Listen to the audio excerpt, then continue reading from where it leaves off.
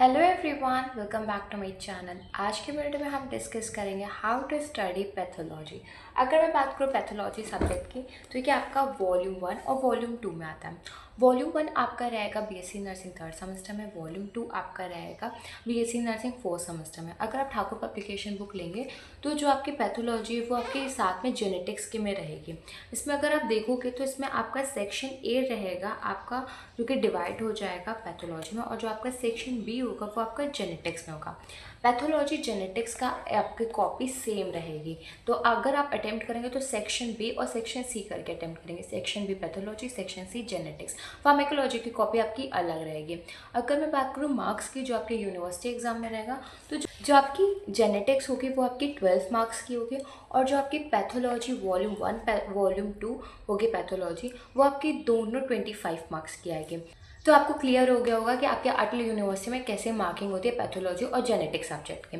आपका exam pharmacology, pathology, genetics तीनों का एक साथ होगा। फार्माकोलॉजी आपकी 38 मार्क्स की होगी, 25 मार्क्स की आपकी पैथोलॉजी होगी और 12 मार्क्स की आपकी जेनेटिक्स होगी। कॉपी आपको दो मिलेंगी, एक कॉपी में आप फार्माकोलॉजी अटेम्प्ट करेंगे, एक कॉपी में आप जेनेटिक्स विद पैथोलॉजी अटेम्प्ट करेंगे। इतना मेरे अकॉर्डिंग आपको बिल्कुल क्लियर हो गया होगा। नेक्स्ट, आप पैथोलॉजी की कौन सी बुक प्रेफर करें, तो मैं पैथोलॉजी की सिर्फ एक बुक रिकमेंड कर रही हूँ, दैट इज़ ठाकुर पब्लिकेशन। मेरे अकॉर्डिंग ठाकुर पब्लिकेशन एकदम बेस्ट है। क्यों? क्योंकि ये देखिए 25 मार्क्स में आएगा, एकदम कितना कंसाइज वे में आ रहा है आपका। साथ में ये बुक एकदम सफिशियंट है उस कंसाइज वे को पढ़ने के लिए। साथ में अगर आप देखेंगे तो आपका ठाकुर पब्लिकेशन एकदम आपके सिलेबस के अकॉर्डिंग होती है, जो आपका आईएनसी सिलेबस है। साथ में हर एक पॉइंट सेम एकदम ईजी लैंग्वेज में मेंशन है, जिससे आप समझ सकते हैं। क्योंकि आपको यूनिवर्सिटी एग्जाम में ज़्यादा हार्ड वर्क करने की जरूरत नहीं है। क्यों? क्योंकि आप फार्माकोलॉजी में ज़्यादा टाइम इन्वेस्ट करेंगे। तो पैथोलॉजी जेनेटिक्स जितनी ईजी जितनी सिंपल होगी उतना आपका टाइम सेव करेगी। मेरे अकॉर्डिंग आप ठाकुर पब्लिकेशन बुक को प्रेफर कर सकते हैं। एज यूजुअल, अगर आपके टीचर या फिर आपके फैकल्टी, आपके सीनियर कोई और बुक प्रेफर बता रहे हैं कि आप इस बुक को कर सकते हैं, तो आप उसको भी ले सकते हैं। मेरा कोई फोर्सफुली नहीं है कि आप उसको ही कोई रिकमेंड करें। वैसे मैंने जो बुक पीडीएफ और टेलीग्राम चैनल पर अपलोड कर दिया है, पैथोलॉजी की भी और पैथोलॉजी 2 की भी। सो आप उसको देख सकते हैं, उससे अपने नोट्स को प्रिपेयर कर सकते हैं। नेक्स्ट हम बात करते हैं कि पैथोलॉजी में आपको कौन सी हेडिंग मेंशन करनी है अपने एग्जाम में, जिससे आपको अपने नोट्स प्रिपेयर करना है, उसी अकॉर्डिंग आपको पढ़ना है।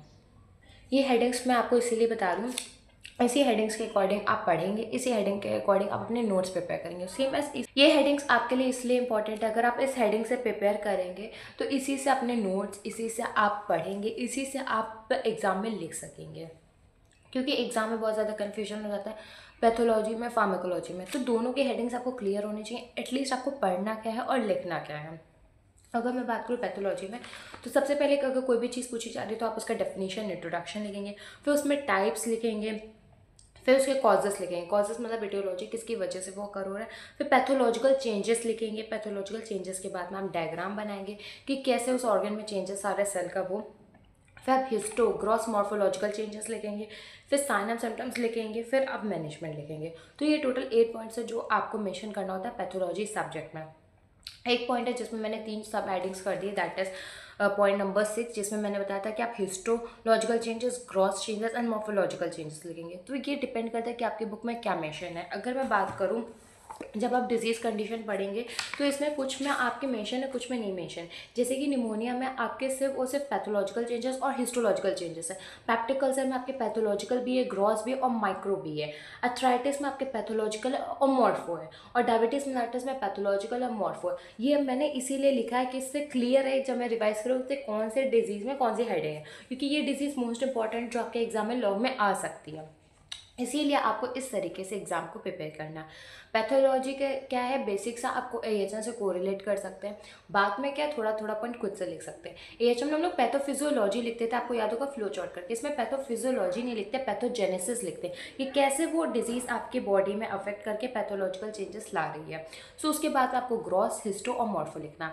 मेरे अकॉर्डिंग अब आपको क्लियर होगा कि पैथो पढ़ते कैसे और पैथो में कौन सी हेडिंग रहता है। अगर मैं बात करूँ डेफिनेशन, तो डेफिनेशन क्या है? अगर जैसे कोई भी डिजीज़ है, निमोनिया, तो आपने पढ़ रखा है निमोनिया क्या है, तो उसकी आप डेफिनेशन लिख देंगे। फिर टाइप्स, आपको पता है निमोनिया के टाइप्स होते हैं, वो आप लिख सकते हैं। पेप्टिक अल्सर, उसके टाइप्स होते हैं, आप उसको लिख सकते हैं। जो चीज़ आपको पता है, ये जो आपने पढ़ी, आप उसको ईजिली लिख सकते हैं। कॉजेस, इटियोलॉजी आपको पता है क्योंकि आपने डिजीज़ कंडीशन पढ़ी है, आप उसको लिख सकते हैं। फिर आपका आएगा पैथोलॉजिकल चेंजेस। आपको पैथोलॉजिकल चेंजेस प्रिपेयर करना होगा और वो प्रिपेयर करिएगा बुक से, क्योंकि पैथोलॉजिकल चेंजेस पैथोलॉजी में इंपॉर्टेंट होते हैं। उसके बाद में आएगा डायग्राम। डायग्राम हर एक क्वेश्चन में बनाने की ज़रूरत नहीं है, और डायग्राम में आप पर्टिकुलर सेल चेंजेस का डायग्राम बनाएंगे जो कि आपकी बुक में मेंशन नहीं तो मैं आपको प्रोवाइड कर दूंगी गूगल से, जो कि ईजिली में होंगे। फिर आपका आएगा हिस्टो ग्रॉस मॉर्फो। जो भी आपकी बुक में मेंशन है, किसी में हिस्टो होता है, किसी में ग्रॉस होता है, किसी में मॉर्फो होता है, किसी में तीनों भी होता है, तो आप उस चीज़ को मेंशन करेंगे। आंसर आप तीनों का पॉइंट्स में लिखेंगे। हिस्टो का मतलब होता है क्या चेंजेस आ रहा है टिश्यूज़ में, और उसके बाद में आता है ग्रॉस। ग्रॉस अगर आप उसको कट करोगे तो क्या उसमें आपको देखने को मिलेगा, क्या चेंजेस आ रहा है एक नॉर्मल सेल से एक हेल्थी सेल से। मॉर्फो, जब आप उसको माइक्रोस्कोप में देखोगे क्या डिफरेंस आ रहा है, तो वो सारी चीज़ें आप ऐसे याद तो करोगे तभी आपको क्लियर होगा, बट पॉइंट वाइज याद करोगे तो ईजी रहेगा। उसके बाद में साइन एंड सिम्टम्स लिखोगे, जैसे कि निमोनिया में आपको क्या क्लिनिकल मैनिफेस्टेशन देखने को मिलेगा, आप उसको मेंशन करोगे। एट लास्ट आप मेंशन करोगे मैनेजमेंट में जैसे हम लोग मेंशन करते थे एशियन में, वैसे नहीं करना है, सिर्फ 4 से 5 पॉइंट मेंशन करना है, दैट्स इट।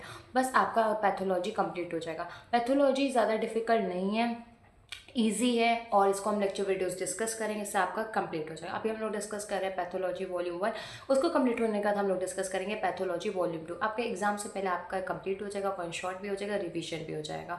आपको कोई भी डाउट हो सब्जेक्ट पैथोलॉजी से रिलेटेड, तो प्लीज़ मेंशन करिएगा कमेंट बॉक्स में।